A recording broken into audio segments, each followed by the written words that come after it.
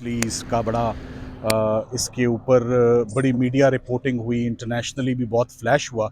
मगर बदकिस्मती से साइफ़र केस जिस तरीके से कंक्लूड हुआ है और जिस तरह से इसकी बेहुरमती हुई है, 3 दफ़ा ये इसमें फ़्रेश चार्ज फ्रेम किया गया, फ़्रेश एविडेंस रिकॉर्ड किया गया और जज साहब ने जिस तरह वकला को हटा के ये केस कंक्लूड किया है ऑब्जेक्शनेबल मैनर में, अब इसकी अपील का बाकायदा आगाज़ हो चुका है और आज इस अपील का 5वां लगातार दिन था।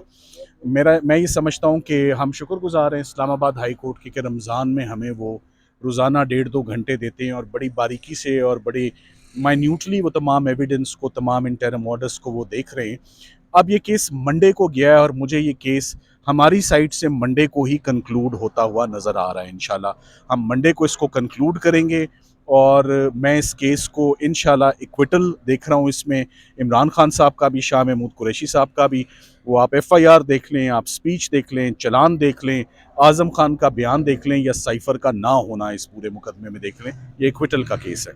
तो आप क्या समझते हैं कि मंडे तक मुकम्मल हो जाएगा केस, इसका इंशाल्लाह फैसला हो जाएगा? नहीं, मैं समझता हूँ ये मंडे तक मुकम्मल नहीं होगा, ये ट्यूसडे को कंक्लूड हो जाएगा ट्यूसडे इंशाल्लाह। कंक्लूड हो जाएगा। नेक्स्ट वीक में आपको साइफ़र का केस कंक्लूड होता हुआ नज़र आएगा और इंशाल्लाह। क्या आपकी खान साहब से मुलाकात हुई इन मेरी खान दिनों में? साहब से आज मुलाकात हुई है after so many days. Khan साहब as usual in very high spirits.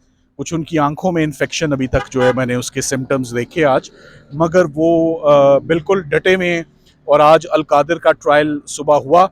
आज का ही आप दिन देख लें कि हमारी लीगल टीम की मसरूफियत, सुबह आगाज़ हुआ तो 7 ज़मानतें थी खान साहब की, फिर इद्दत और निकाह की अपील थी, उसके बाद अलकादिर का ट्रायल था, उसके बाद साइफ़र का ट्रायल था।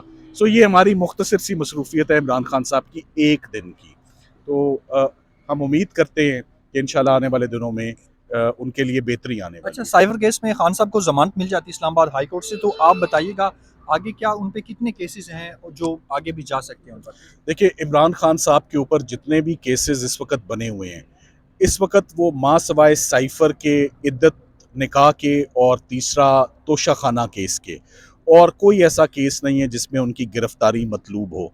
मैं आपको ये भी बता रहा हूँ कि इमरान खान साहब की तमाम अपील साइफ़र, तोशा खाना और इद्दत निकाह, अगर जुडिशरी हमारा साथ दे उन अपील्स को सुनने के लिए, इसलिए साथ दे क्योंकि ये केसेस बड़े ऑब्जेक्शनेबल मैनर में, बड़ी हेस्ट में, ये रात गए तक 4 दिनों में ये 3 फैसले बैक टू बैक आए हैं।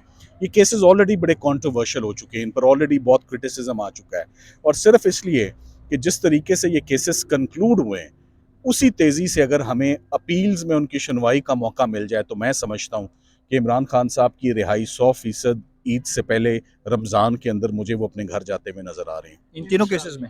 इन तीनों केसेस में ये एक एक दिन का केस रह गया है, तो एक एक दिन का केस है, इसमें रिहाई मिलती है और वो ईद से पहले अपने घर जाते हैं। ये अब अदलिया पे डिपेंड करता है, हमें वो अपॉर्चुनिटी ईद से पहले मिलती है जब केसेस बोगस हों, पॉलिटिकल विक्टिमाइजेशन हो, 17 महीने से ये चल रही हो।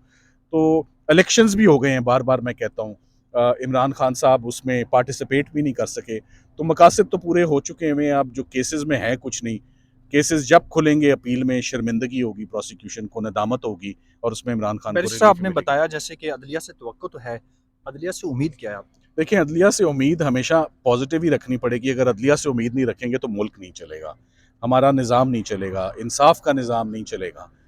अदलिया को मज़ीद जो है एक एक्टिव रोल ज़रूर अदा करना है आने वाले दिन में। उस चीफ़ जस्टिस पाकिस्तान भी हैं, वो इस्लामाबाद हाई कोर्ट के चीफ़ जस्टिस भी हैं, लाहौर के भी हैं, कि पॉलिटिकल विक्टिमाइजेशन की जो वेव चल रही है जिसने पूरे निज़ाम को अपनी लपेट में लिया हुआ है, और ये पॉलिटिकल विक्टिमाइजेशन हमेशा से चलती रही है। ये पॉलिटिकल विक्टिमाइजेशन आसिफ अली जरदारी साहब के खिलाफ भी होती रही, नवाज शरीफ साहब के खिलाफ भी होती रही, उनकी भी पूरी कैबिनेट रही, अब इमरान खान साहब की भी पूरी कैबिनेट जो है वो इसकी लपेट में है। तो ये इसी में क्या सारी ज़िंदगी गुजर जाएगी। फौजदारी का निज़ाम इसमें तबाह हो रहा है, अदालतों का टाइम वेस्ट हो रहा है, जेलें भरी जा रही हैं, और जितना आप कानून उठा लें, मैं जो कानून इमरान खान के लिए उठाता हूँ, या जरदारी साहब का केस होता है या नवाज शरीफ साहब का केस होता है, सो क्या आने वाले वक्त में भी यही होगा? ये दिस हैज़ टू स्टॉप।